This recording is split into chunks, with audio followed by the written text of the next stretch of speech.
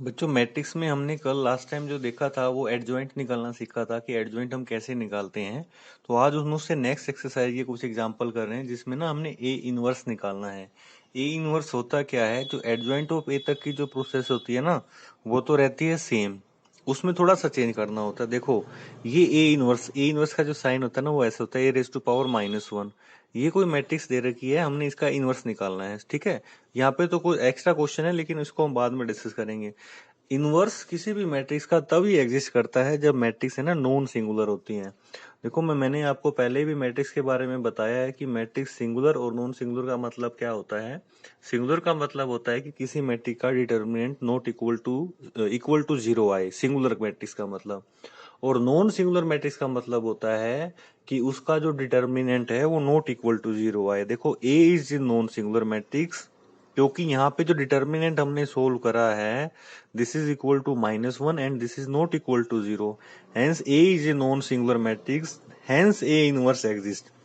Inverse तभी exist करता है जब मैट्रिक्स नॉन सिंगुलर होती है, ठीक है। तो आपको पहले ए इनवर्स निकालने के लिए यहाँ पे सिर्फ मैं आपको ए इनवर्स निकालना बताऊंगा। ए इनवर्स निकालने से कैसे निकलेगा, पहले आपको एडजॉइंट ऑफ ए तक की प्रोसेस रिपीट करनी होगी। जैसे ये कोफैक्टर निकाल रखे हैं, कोफैक्टर के बाद एडजॉइंट ऑफ ए निकाला, एडजॉइंट ऑफ ए में कैसे करा, इस मैट्रिक्स का ट्रांसपोज करने के बाद ये आया। अब बात आती है कि ए इनवर्स कैसे निकालते हैं। ए इनवर्स निकालना बहुत ही इजी है, एडजॉइंट ऑफ ए को ए डिटर्मिनेंट से डिवाइड करना।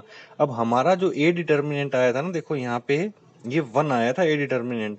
तो जब इस पूरी मैट्रिक्स के हर एक एलिमेंट को 1 से डिवाइड करेंगे तो ये मैट्रिक्स इटसेल्फ आएगी, ठीक है।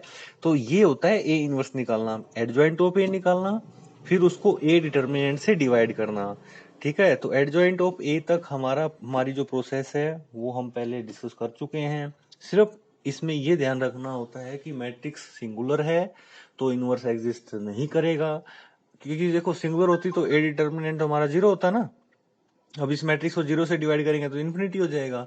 That's why we get a matrix A non singular matrix and hence A inverse exist. अब इस क्वेश्चन में सपोज हमें क्या करना था, इस क्वेश्चन में हमने ये वेरीफाई करना है कि a into A inverse equal to A inverse into A equal to I. Means पहले हम a को आगे रखेंगे फिर a इनवर्स को रखेंगे, इन दोनों की मल्टीप्लाई करेंगे, फिर इसमें a इनवर्स को आगे लिखेंगे, a को पीछे लिखेंगे, फिर इनकी मल्टीप्लाई करेंगे। तो हमने यहाँ पे a इंटू ए इनवर्स किया, फिर देखो क्या है, आइडेंटिटी मैट्रिक्स आई 3/3 की। ए इनवर्स इंटू ए किया, जनरली होता नहीं है कि ए अगर suppose A B into B A हमारा इक्वल हो, मैट्रिक्स में ये जरूरी नहीं है A B equal to B A, ठीक है। मैट्रिक्स के केस में जरूरी नहीं होता ये, ठीक है। तो दोनों इक्वल आ गए, आइडेंटिटी हो गई।